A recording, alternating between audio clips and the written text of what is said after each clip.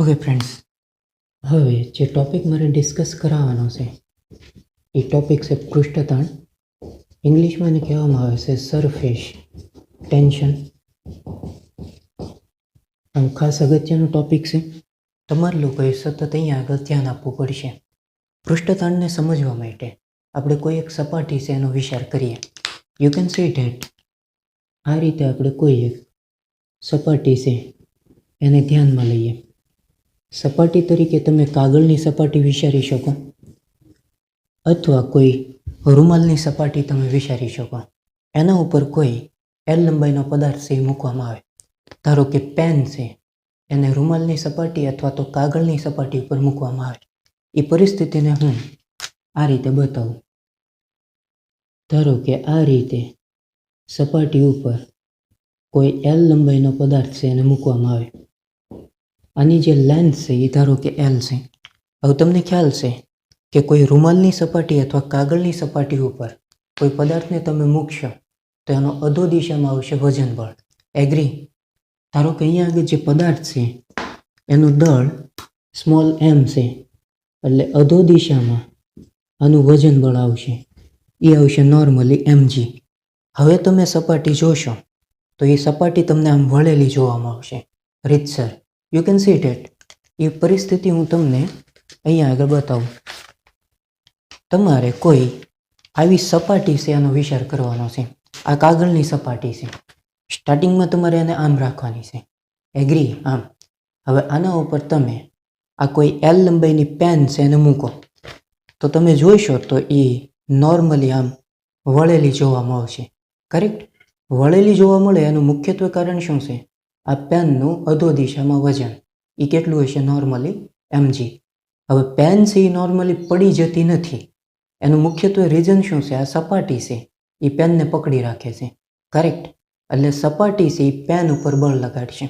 એ બળ જે લાગશે ને એ ત્રાંસું લાગશે કારણ કે સપાટી આમ વળેલી છે. યુ કેન સી ધેટ વચ્ચેથી. એગ્રી?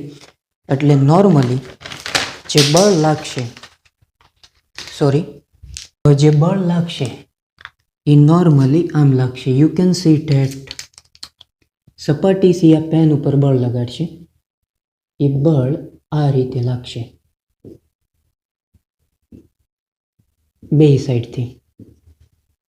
ડન. આમ ત્રાંસું બળ લગાડશે કારણ કે વચ્ચેનો જે ભાગ છે એ આમ વળેલો છે. ડન. એટલે સપાટી છે એ પદાર્થ ઉપર આમ ત્રાંસા બળ લગાડશે જેને લીધે પદાર્થ છે એ નીચે પડી જતો નથી. એગ્રી? અહીંયા આગળ પદાર્થ ઉપર જે બળ લાગે એ નોર્મલી પદાર્થને લંબ બળ લાગશે. You can C it. તમે આમ વિચારો જસ્ટ આ રીતે તમે કોઈ પદાર્થને રાખેલો છે અને સપાટી આમ વળેલી છે એમ વિચારો.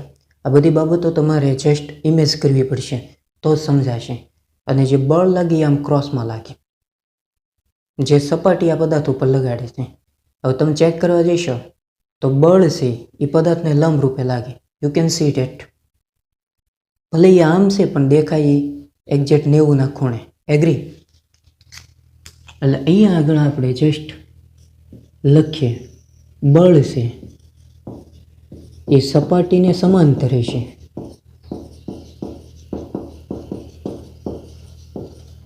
અને પદાર્થને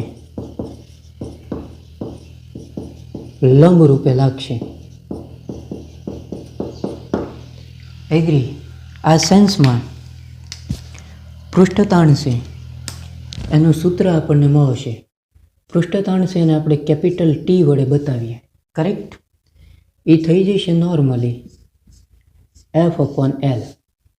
એકમ લંબાઈ દીઠ બળ સપાટીને સમાંતર અને પદાર્થને લંબ રૂપે લાગતું હોય એને કહેવામાં આવે છે પૃષ્ઠતાણ. વ્યાખ્યા બહુ સિમ્પલ છે. બરોબર? ફરીવાર હું કહું છું. એકમ લંબાઈ દીઠ બળ સપાટીને સમાંતર અને પદાર્થને લંબ રૂપે લાગે છે અને કહેવામાં આવે છે નોર્મલી પૃષ્ઠતાણ. એટલે ટી બરાબર F/L થશે. આનો એકમ થઈ જશે નોર્મલી ન્યૂટન પર મીટર. એગ્રી? અહીંયા આગળ મેં એક સપાટીનો વિચાર કરેલો છે એટલે એક સપાટીને અનુરૂપ આપણને પૃષ્ઠતાણ મળેલું છે.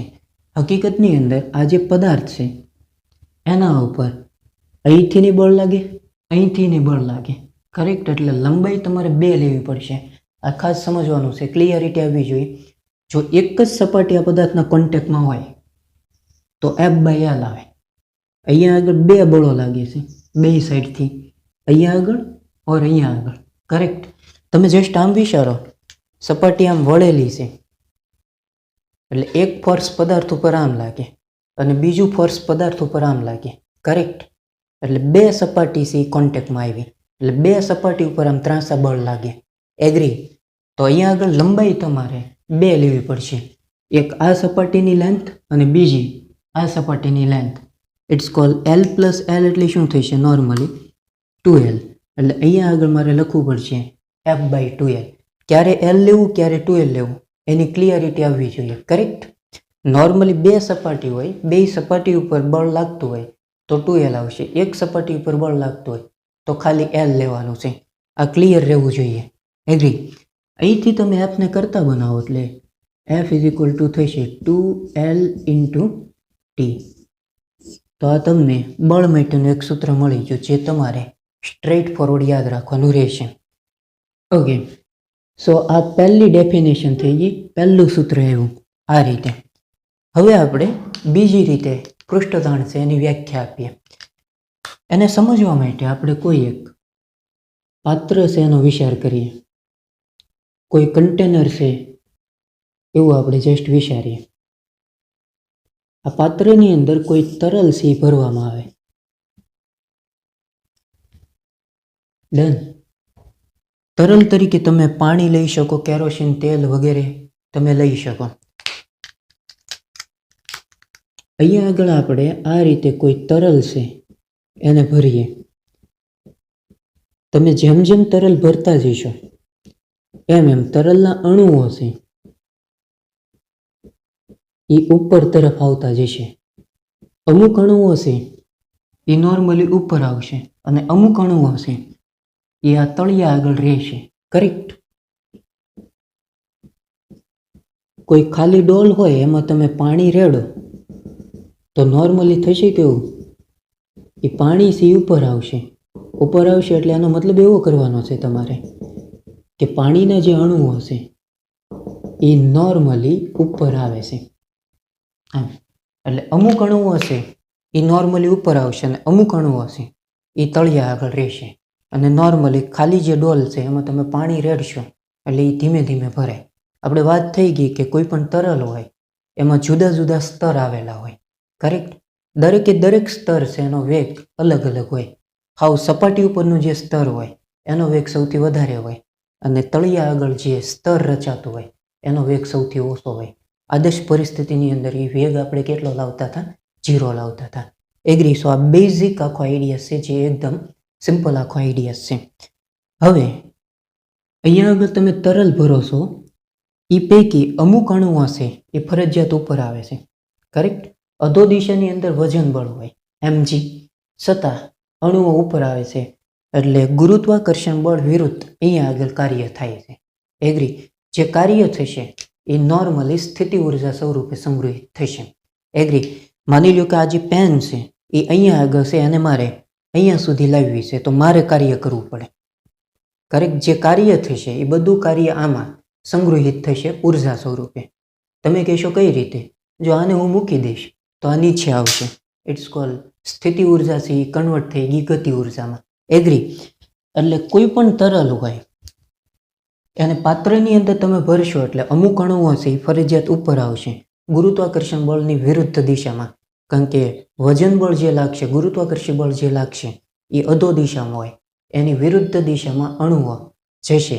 અણુઓ જો વિરુદ્ધ દિશામાં જાય એટલે કાર્ય થશે. એ કાર્ય એમાં સ્થિતિ ઉર્જા સ્વરૂપે સંગ્રહિત થશે. એ સેન્સમાં અહીંયા આગળ પૃષ્ઠતાણ છે એનું બીજું સૂત્ર અથવા તો બીજી જે ડેફિનેશન છે એ આ રીતે આપવામાં આવે છે. એવરીબડી નોઝ T = એકમ ક્ષેત્રફળવાળી સપાટી એટલે એકમ ક્ષેત્રફળ દીઠ એમાં સંગ્રહિત થતી જે ઉર્જા છે એને પૃષ્ઠતાણ કહેવાય. એટલે T = E/A થશે. એમાં E છે એ એનર્જી છે, ઇટ્સ કોલ ઉર્જા છે અને છેદમાં એરિયા છે એટલે કે ક્ષેત્રફળ છે. આનો જે એકમ આવશે નોર્મલી, બીજો એકમ એ આવશે જૂલ પર મીટર સ્ક્વેર. જૂલને ખોલી નાખો ભાઈ. જૂલ એટલે કાર્ય, કાર્ય એટલે શું થશે? બળ ગુણ્યા સ્થાનાંતર, એટલે એનો એકમ થશે newton metre upon metre square. અહીંથી મીટર મીટર કેન્સલ આઉટ, એટલે અલ્ટિમેટલી શું આવ્યું? ન્યૂટન પર મીટર. આ જ આવ્યું ને નોર્મલી, કરેક્ટ? તો આમ તમે જોવા જાઓ તો E અપોન એ અથવા F અપોન એલ અથવા 2L એ ડિપેન્ડ કરશે કે કેટલી સપાટી કોન્ટેક્ટમાં છે, એને અનુરૂપ L અથવા 2L આવશે. એટલે F અપોન એલ અથવા F અપોન 2L એનો જે યુનિટ આવશે એ ન્યૂટન પર મીટર અથવા જૂલ પર મીટર સ્ક્વેર, આ બે એકમો આવશે. એગ્રી? સો આ બેઝિક આખો આઈડિયા છે, જે એકદમ સિમ્પલ આખો આઈડિયા છે. હજી આને આપણે થોડાક ડિટેલની અંદર સમજીએ. માની લો કે આપણે કોઈ એક અહીંયા આગળ અણુ લઈએ. ડન. આ રીતે હવે આ જે અણુ છે એ એની નજીક રહેલા અણુઓ પર આંતરઆણવીય બળ લગાડશે. ઇન શોર્ટમાં આસક્તિ બળ લગાડશે. કરેક્ટ? એ બળ સાવ ઓછા અંતર સુધી લાગશે. આમ ખૂબ દૂરના અંતર સુધી લાગતું નથી, કેમ કે આંતરઆણવીય બળ છે, અણુ અણુ વચ્ચે બળ લાગે. કરેક્ટ? એટલે માની લો કે અહીંયા આગળ રહેલો જે અણુ છે એ અહીંયા આગળ રહેલા અણુ ઉપર બળ લગાડે. ડન. આ જે ડિસ્ટન્સ છે એને આપણે R0 કહી દઈએ. સો R0 છે એને કહેવામાં આવે છે નોર્મલી અણુક્રિયા અવધિ. હવે ખાલી અમુક શબ્દ તમારે યાદ રાખવાના છે. અવધિ એટલે રેન્જ. સો આટલી રેન્જ સુધી એક અણુ બીજા અણુ ઉપર બળ લગાડી શકે. કરેક્ટ? હવે આ જે R0 છે એ અણુક્રિયા અવધિ છે, એ રેડિયસમાં તમે કોઈ એક ગોળો વિચારો.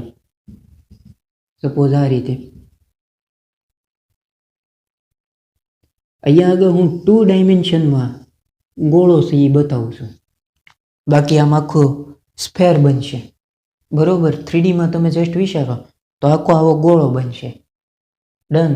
એમાં R0 જેટલી આપણે ત્રિજ્યા રાખીએ, એને અનુલક્ષીને આપણે આ રીતે કોઈ ગોળો છે એ બનાવીએ. કરેક્ટ? હવે અહીંયા આગળ તમે વ્યાસ પકડો. ધારો કે આ આપણે વ્યાસ પકડીએ,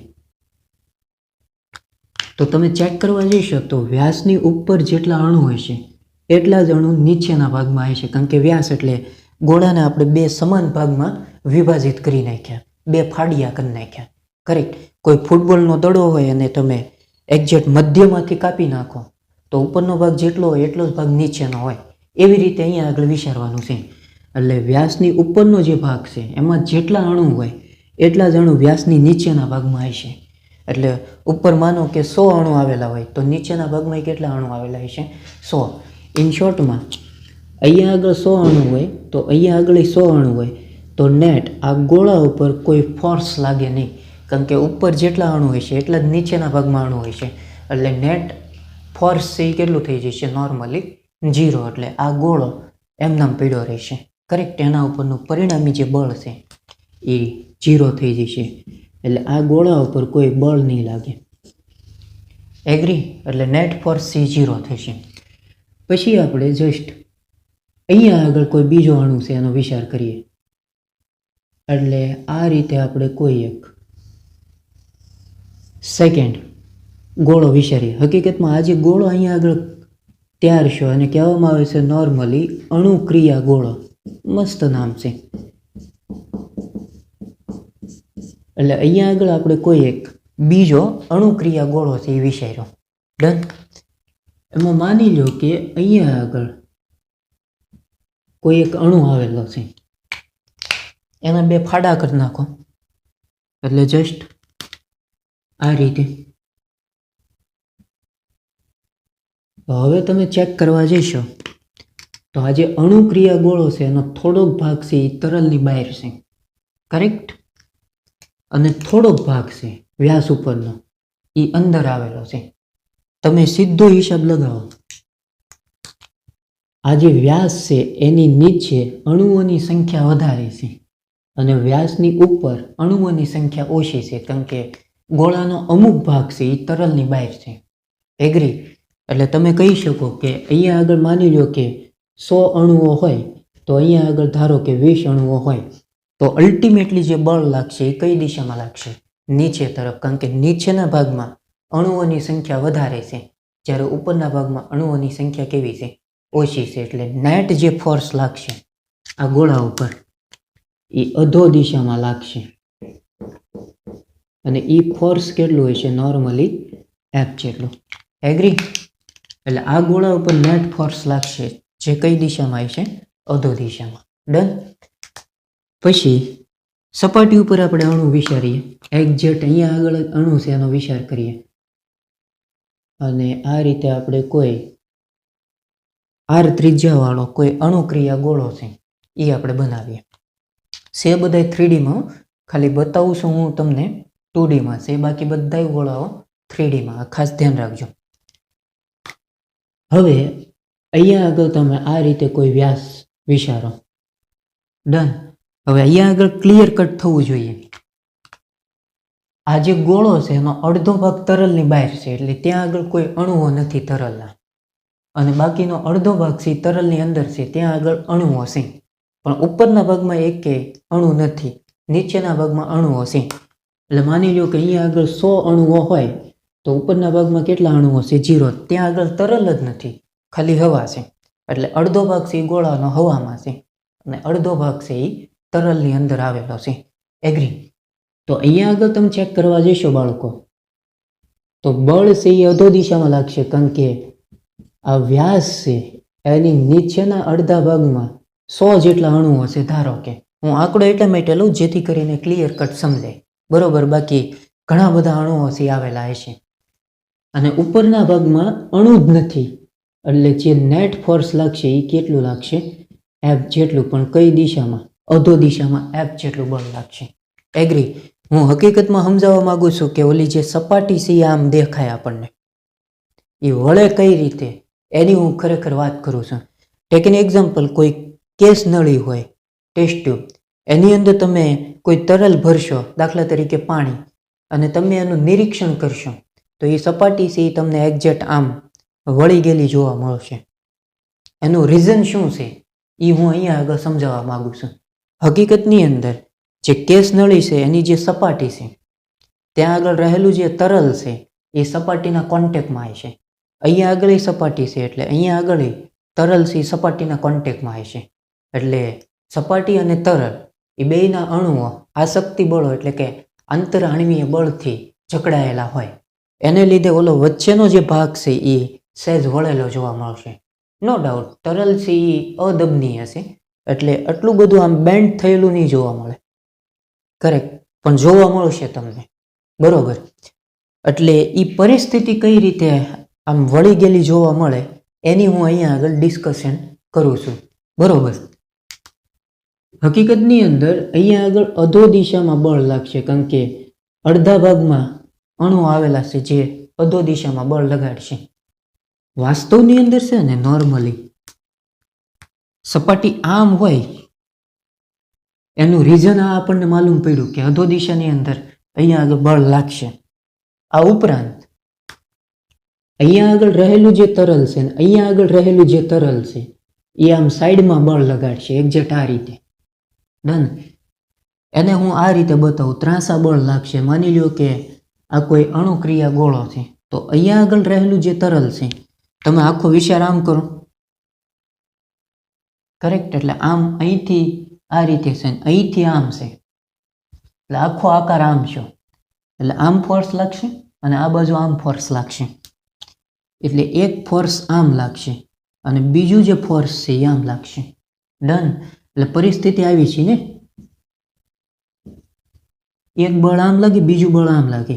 આનો તમે સબાસે બનાવો તો પરિણામી બળ ઉપર આવે, અને અધો દિશામાં આ બળ છે F. એટલે આ બે બળો છે એ ઇક્વલ થઈ જશે નોર્મલી, કરેક્ટ? એટલે એને લીધે પછી આ અણુઓ છે એ નીચે તરફ જઈ શકતા નથી. બળ લાગવા છતાં અણુઓ છે એ નીચે જતા નથી. એનું મુખ્યત્વે રિઝલ્ટ એ છે કે ઉપરના બળો અને નીચેના બળો છે એ ઇક્વલ થઈ જાય છે. એટલે આ જ કારણોસર અણુઓ છે એને ફરજિયાત તળિયેથી આપોઆપ ઉપર આવવું પડે, એની માટે એને કાર્ય કરવું પડે. એ કાર્ય જે કંઈ થશે એ સ્થિતિ ઉર્જા સ્વરૂપે સંગ્રહિત થશે. એ સેન્સમાં અહીંયા આગળ આવશે ટી બરાબર E અપોન એ. એકમ ક્ષેત્રફળ દીઠ જે કંઈ સ્થિતિ ઉર્જા છે અથવા જે કંઈ કાર્ય તમારે કરવું પડે એને પૃષ્ઠતાણ કહેવાય. બરાબર, એનો યુનિટ થશે નોર્મલી જૂલ પર મીટર સ્ક્વેર અથવા ન્યૂટન પર મીટર. પારિમાણિક સૂત્રની એ બધું તમે જાતે કરી શકશો, એટલે એમાં આપણે ખોટો ટાઈમ બગાડતા નથી. સો આ બેઝિક આખી સ્ટોરી થઈ ગઈ. ડન. હવે એટલી બાબતો હું જેટલી બોલ્યો એમાંથી તમને કોઈ વસ્તુ યાદ ન રહે તો ચિંતા કરવાની નથી. એક તમારે આ સૂત્ર સીધું યાદ રાખી લેવાનું છે, ટી બરાબર E અપોન એ, અને બીજું આ સૂત્ર યાદ રાખવાનું છે, ટી બરાબર F અપોન 2L અથવા L. એ ડિપેન્ડ કરશે કે કેટલી સપાટી કોન્ટેક્ટમાં છે, એને અનુરૂપ L અને 2L આવશે.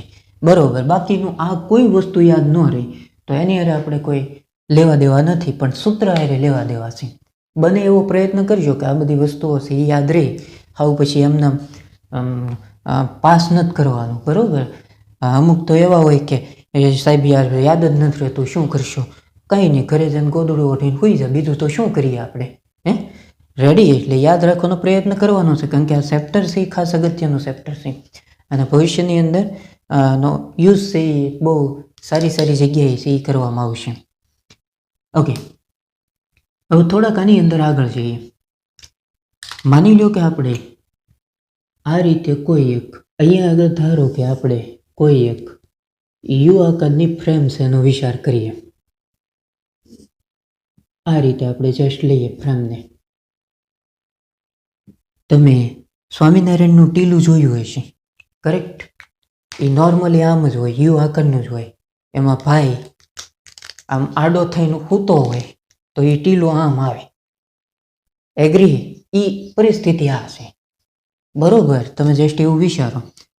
એટલે આ કોઈ યુ આકારની ફ્રેમ છે. અહીંયા આગળ આ ફ્રેમ ઉપર સહેલેથી મૂવ કરી શકે એવો કોઈ તાર છે એ વિચારો. બરોબર. આમ ઇઝીથી એને ખસેડી શકીએ એ રીતે. તારની જે લંબાઈ છે એ ધારો કે L છે, આની જે પહોળાઈ છે એ ધારો કે X જેટલી છે. હવે આ જે ફ્રેમ છે એને તમારે સાબુના દ્રાવણની અંદર ડુબાડવાનું છે, કરેક્ટ? ડુબાડી અને તમે બહાર કાઢશો એટલે એમાં એક પરપોટો રચાય છે.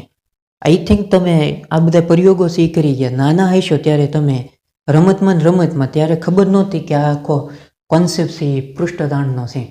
એટલે ઓલા તમે 5 રૂપિયાની અમારા સમયમાં એ ડબ્બી આવતી, અત્યારે કેટલો ભાવ હોય એ ખ્યાલ નથી મને. તો એમાં તમને એક આવી ફ્રેમ આપવામાં આવે અને એક બોટલમાં સાબુનું દ્રાવણ જ હોય નોર્મલી. એને તમે આમ ડુબાડશો, ડુબાડીને બહાર કરશો ને પછી તમે અહીંથી ફૂંક મારતા હતા. ફૂંક મારો એટલે એમાંથી ગોળ ગોળ ઓલા પરપોટા બહાર નીકળતા હતા. ડન.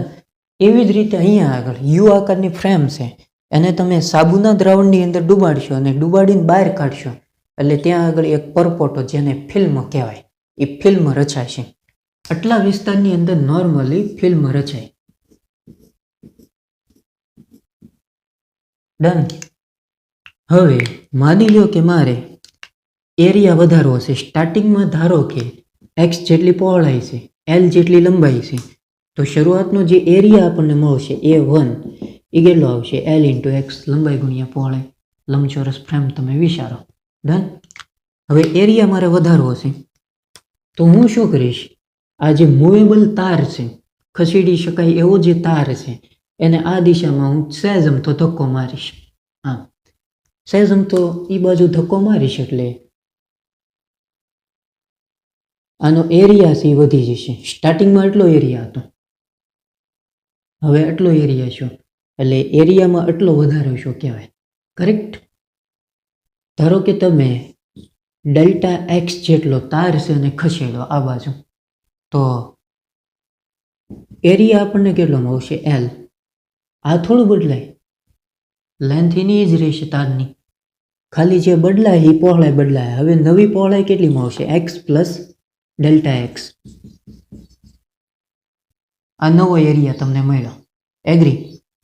તફાવત તમે લઈ લો, A2 minus A1 it's call, એને આપણે કહી દઈએ ડેલ્ટા A. તો અલ્ટિમેટલી ડેલ્ટા A કેટલું મળશે?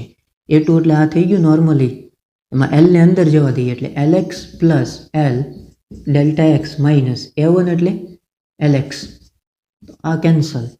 તો અલ્ટિમેટલી ડેલ્ટા એ છે એ આપણને મળશે l ઇન્ટુ ડેલ્ટા એક્સ.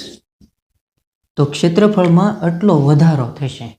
હવે ક્ષેત્રફળમાં તમારે વધારો કરવો હોય તો તમારે કાર્ય કરવું પડે. કંઈ આવું તો નથી કે જાદુ મંત્ર આપણે કરી નાખીએ કે હાલ ભાઈ આમ વયો છે, એવું ન થાય. એમાં તમારે કાર્ય કરવું પડે. કરેક્ટ? એ તમે જે કાંઈ કાર્ય કર્યું એ બધું સ્થિતિ ઉર્જા સ્વરૂપે સંગ્રહિત થશે. એગ્રી? સિમ્પલ. ક્લિયરિટી આવવી જોઈએ. બરોબર છે? આમ બેહી નથી રહેવાનું. બહુ વ્યવસ્થિત આખો ટોપિક છે એ સમજવાનો છે. ડન? તો એ સ્થિતિ ઉર્જા સ્વરૂપે જે કંઈ કાર્ય સંગ્રહિત છે એ કેટલું શું? તો અહીંથી ઈને કરતા બનાવો એટલે ટી ઇન્ટુ એ થશે. હલો, એટલે તમે આવું લખી શકો normally, E is equal to T into એની જગ્યાએ તમારે લેવું પડે ડેલ્ટા એ. અહીંયા આગળ તમારે લેવું પડશે ડેલ્ટા એ. ડેલ્ટા એ શું કામ? કારણ કે તમે તારને ડેલ્ટા એક્સ જેટલો ખસેડો. ઇન શોર્ટમાં ક્ષેત્રફળ તમે વધાર્યું. ડન?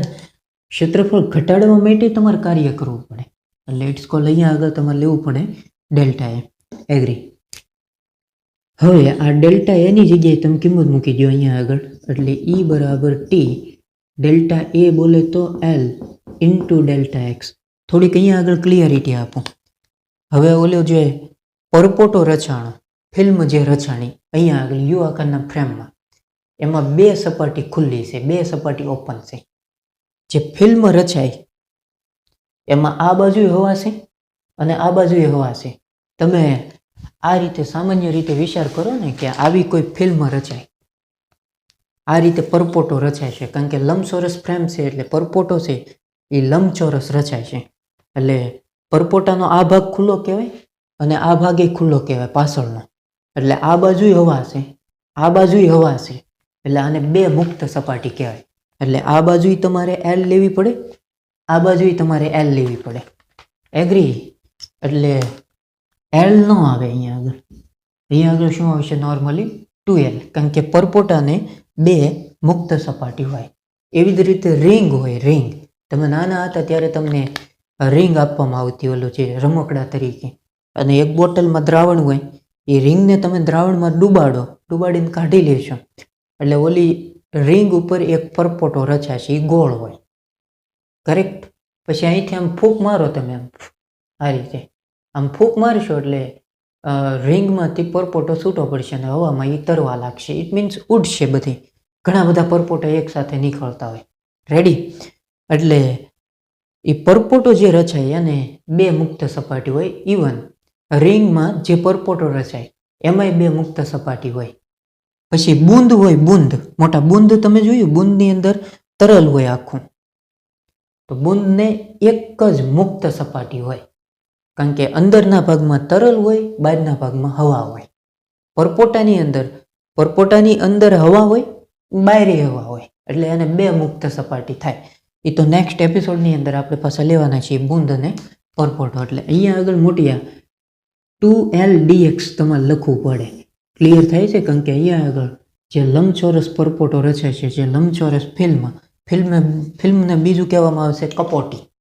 એટલે અહીંયા આગળ જે કપોટી અથવા ફિલ્મ રચાય એને બે મુક્ત સપાટી હોય, આ બાજુ, આ બાજુ. એટલે હવાના કોન્ટેક્ટમાં બે સપાટી હોવાને લીધે અહીંયા આગળ L નહીં આવે, પણ શું આવશે? નોર્મલી 2L આવશે. એગ્રી? સો આ બેઝિક આખો આઈડિયાસ થઈ ગયો છે. એકદમ સ્ટ્રેટ ફોરવર્ડ આખો આઈડિયા કહી શકાય. અહીંયા આગળ ખાલી એક નોંધ કરીએ એટલે ક્લિયર થાય. બુંદ હોય તેને એક ખુલ્લી સપાટી હોય. ખુલ્લી સપાટી કહું એટલે હવાના કોન્ટેક્ટમાં એક જ સપાટી હોય અને બુંદની અંદર તરલ હોય. કરેક્ટ? પછી કોઈ પરપોટો હોય, પરપોટાને ટા રાખીએ, ટો નથી રાખવો, જવા દો ને. પરપોટાને બે ખુલ્લી સપાટી હોય. કારણ કે પરપોટાની અંદર હવા હોય, બહાર હવા હોય. એ સેન્સમાં પરપોટો છે અને બે ખુલ્લી સપાટી હોય. ક્લિયર? સો આ બેઝિક આખો આઈડિયાસ છે. પૃષ્ઠતાણ વિશેનો જે એકદમ સ્ટ્રેટ ફોરવર્ડ છે. તમારે આટલી બાબતો છે એ ક્લિયર કટ સમજવાની રહેશે. સો અહીંયા સુધી આપણે રાખીએ.